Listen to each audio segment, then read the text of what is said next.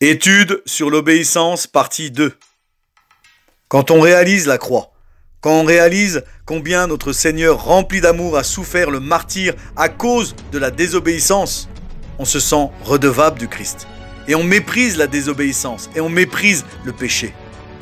On désire alors vivre pour Christ, on désire lui être agréable, on désire le servir. Une question, pourquoi obéir? Pourquoi obéir? 1 Jean 5 du verset 3 à 4. Voici la réponse. Car l'amour de Dieu consiste à garder ses commandements et ses commandements ne sont pas pénibles. On obéit par amour pour Dieu. Car on n'aime pas juste en parole, mais on aime en action et en vérité. On démontre à Dieu notre amour par notre obéissance. Dieu nous a laissé ses commandements et nous révèle sa volonté pour nos vies dans la Bible. Pourquoi? Eh bien, par amour pour nous. Il nous a mis des limites par amour. Il nous révèle sa volonté pour nos vies par amour. Un exemple. Les règles qu'on fixe à nos enfants sont pour leur bien, pour les protéger, pour qu'ils réussissent leur vie. Eh bien, Dieu fait la même chose pour nous. Ses commandements, sa volonté pour la vie de ses enfants sont pour les protéger, pour les mettre en sécurité et pour qu'ils réussissent leur vie. Et surtout, leur vie en Dieu. Oui, ces commandements sont pour notre bien parce que Dieu nous aime. La preuve, dans Ésaïe 48 au verset 18, Dieu dit à son peuple « Oh, si tu étais attentif à mes commandements, ta paix serait semblable à un fleuve et ton bonheur comme les flots de la mer. » Ce passage éveille le désir d'obéir. Car seule l'obéissance à Christ nous procure la vraie paix et la vraie joie et la vraie liberté. Alors oui, on est sauvé par la grâce, par la foi en Christ et non par nos œuvres. Par la foi en Christ, je suis placé sur le chemin étroit et resserré du salut, suivant les pas du Christ. Mais si je quitte le chemin, que je désobéis volontairement, sans me repentir, que je sors de la volonté de Dieu sans me repentir, alors je me perds moi-même. Et si je persévère encore, j'endurcis mon cœur, je perds la foi. Cette même foi qui sauve. Donc je perds mon salut, je perds mon accès au ciel.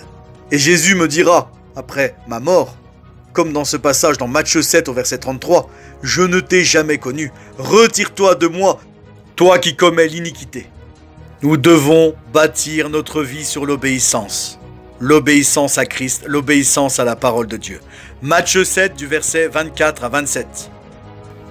Jésus dit, c'est pourquoi quiconque entend ces paroles que je dis et les met en pratique sera semblable à un homme prudent qui a bâti sa maison sur le roc. La pluie est tombée, les torrents sont venus, les vents ont soufflé, se sont jetés contre cette maison, elle n'est pas tombée, parce qu'elle était fondée sur le roc. Mais quiconque entend ces paroles que je dis et ne les met pas en pratique sera semblable à un homme insensé qui a bâti sa maison sur le sable. La pluie est tombée, les torrents sont venus, les vents ont soufflé et ont battu cette maison. Elle est tombée et sa ruine a été grande. Nous devons bâtir notre vie sur l'obéissance à Christ et à sa parole. Je dois bâtir ma vie sur les paroles de Christ toute ma vie. Tout mettre en pratique. Mener une vie conforme à la Bible. Alors, ma vie sera bâtie sur le roc. Ma vie sera solide. Et personne, rien ni personne ne pourra la détruire.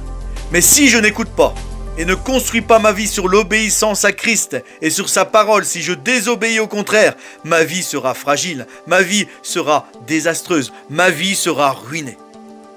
Désobéir, c'est rejeter Dieu.